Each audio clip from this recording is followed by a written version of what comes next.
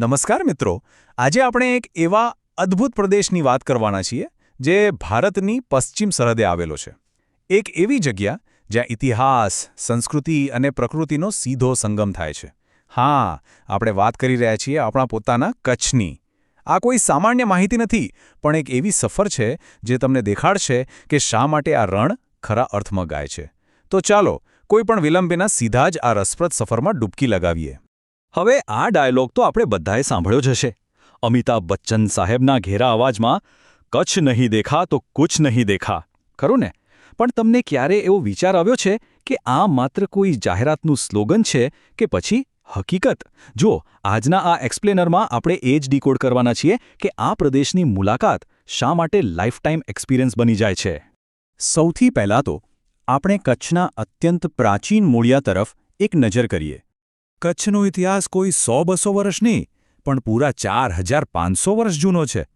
કલ્પના કરો, છેક વિકસિત સિંધુ ખીણની સંસ્કૃતિથી આની શરૂઆત થાય છે. ત્યાર પછી આવે છે જાડેજા શાસકોનો ભવ્ય સુવર્ણયુગ, જેમણે અહીં અદ્ભુત કિલ્લાઓ ઊભા કર્યા. અને પછી વર્ષ 2001, એ ગોઝારો ભૂકંપ આપણે ક્યાં ભૂલ્યા છે?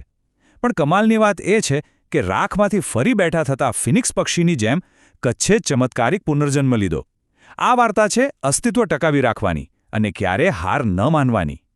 હવે જ્યારે પ્રાચીન સમયની વાત નીકળી જ છે, તો ધોળાવીરાને કેમ ભૂલાય? આ 4500 વર્ષ જૂનું શહેર આજે યુનેસ્કો વર્લ્ડ હેરિટેજ સાઇટ છે.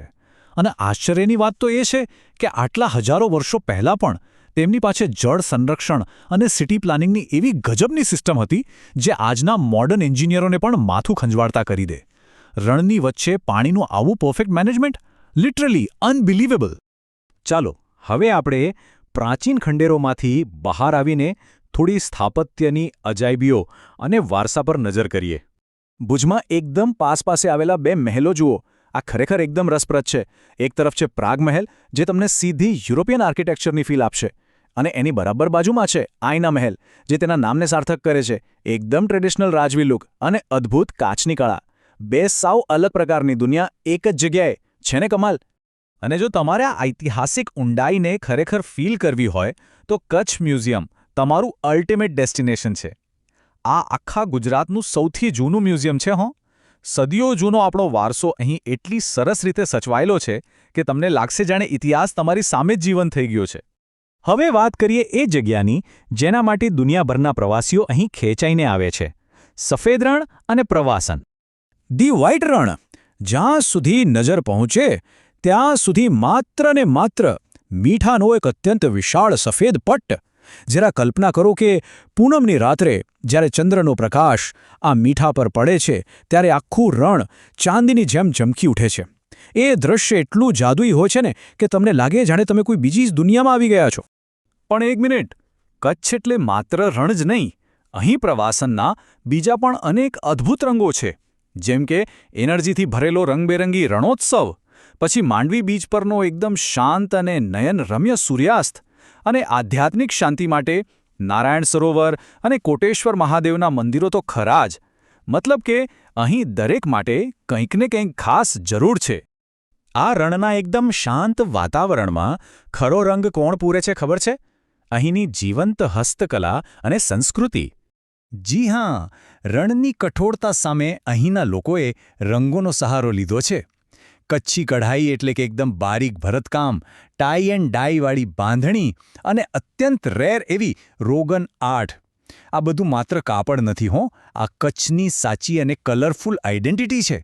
દુનિયાભરમાં આ કળાઓએ પોતાનો ડંકો વગાડ્યો છે. અને આ બધી કળાને કોણ જીવંત રાખે છે? અહીંના લોકો.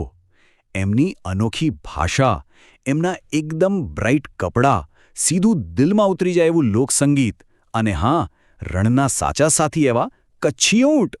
આ બધું જ ભેગું મળીને એવો માહોલ બનાવે છે કે મુલાકાતીઓ તો બસ મંત્રમુગ્ધ થઈ જાય. હવે આપણે જરા ભૌગોલિક અને રાષ્ટ્રીય દૃષ્ટિકોણથી વાત કરીએ. રાષ્ટ્રીય સુરક્ષા અને કચ્છનું અતૂટ ગૌરવ. તમને કદાચ ખ્યાલ હશે જ કે વિસ્તારની દૃષ્ટિએ કચ્છ એ ભારતનો સૌથી મોટો જિલ્લો છે, નંબર 1, અને તે પાકિસ્તાન સાથે એકદમ સેન્સિટિવ ઇન્ટરનેશનલ બોર્ડર શેર કરે છે. દેશની સુરક્ષામાં આ વિશાળ જમીન અને અહીંના લોકોનો રોલ ખરેખર ખૂબ જ ગૌરવપૂર્ણ છે.